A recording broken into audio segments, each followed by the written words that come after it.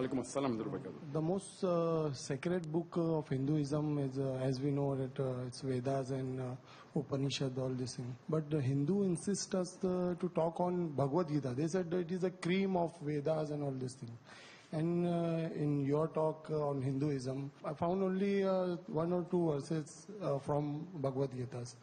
So can you clarify it? How can we talk? Vedas asked the question that though we know that the Vedas are the most sacred among the scriptures of the Hindus, but the Hindus say that Bhagavad Gita is the cream of Vedas and they pay more importance to that. In my talk, I have only quoted 2 or 3 verses. I've quoted not 2 or 3 more, but comparatively less than the Vedas.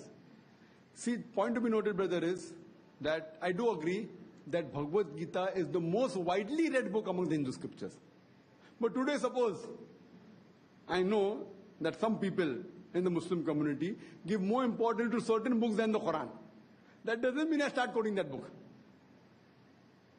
Suppose someone says XY book is written by so and so great scholar, and people have read that book more than the Quran. Now to prove them wrong, I may quote from their book if I can get my point through, but yet the Quran remains on top.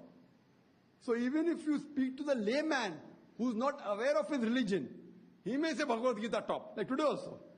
I don't want to name the books, but there are certain books people give more importance than the Quran. Not all the Muslims, no? A group of Muslims.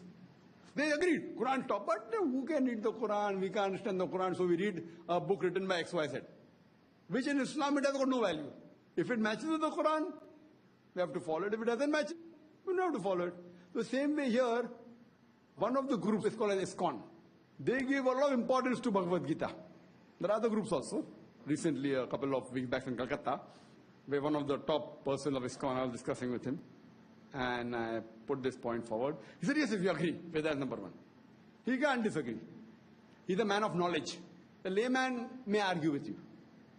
And we had a discussion with him, and he being knowledgeable, I tried to explain to him, let's see the 2 groups.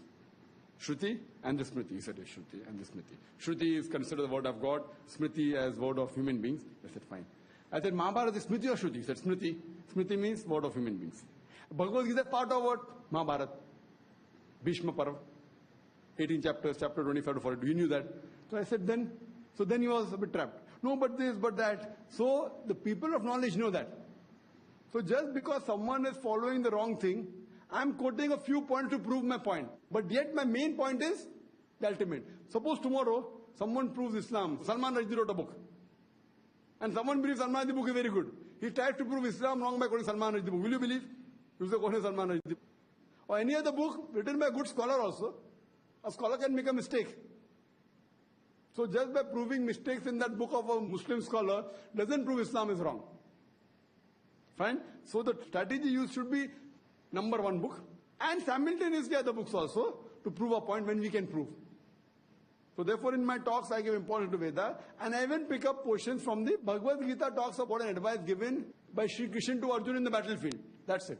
So when it comes to jihad, I quote more Bhagavad Gita than the Vedas. So Vedas also speak about jihad. You understand? And there I quote many verses, not 2-3 verses. Only in jihad, Bhagavad Gita, I quote more than 20-30 verses in my talk. How many? Not 2-3, how many? 20-30. So there you might have, you remember now? Now you remember, correct. Because if you see my other talks on concept of God, I quote 2-3 verses, I agree with you. But jihad, 20-30. So depending what's important.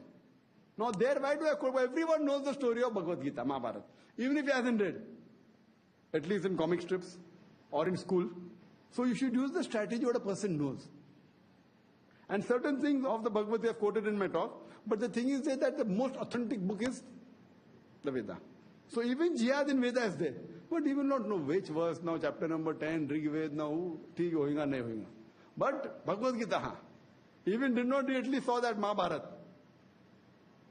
Where Raman and Sagar was Ramayana. Mahabharata is whoever made it. So it's a blessing in disguise for us. All these series are coming. Some people are going close to the religion by this series, some people are going away from the religion. And everything is addition. Like how Mahabharata, initially 8,000 verses, then 24,000 verses, then 1 lakh verses. So when did this Bhagavad Gita come in? I don't know. In the first 8,000 verses afterwards. The scholars say, Mahabharata initially was a story told by the children of Arjun to the others. It was 8,000 shlokas only. scholars say. Then became 24,000 shlokas. Then became 1 lakh shloka, more than 1 lakh now. So when did the Bhagavad Gita come? We have to check up. An addition. And the latest, if you see, in one of the stories, you see Marutika going behind. So Marutika is a new addition.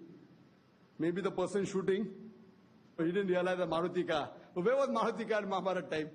So in the new Mahabharata, the Marutika is the addition. So addition keeps on coming. So everyone rewrites the story, you find addition in it.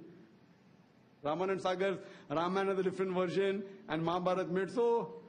And to the intelligent people, it helps us. We don't have to tell, they know about it. To the people who are doing blind belief, they may yet get closer to it. Aha, very good.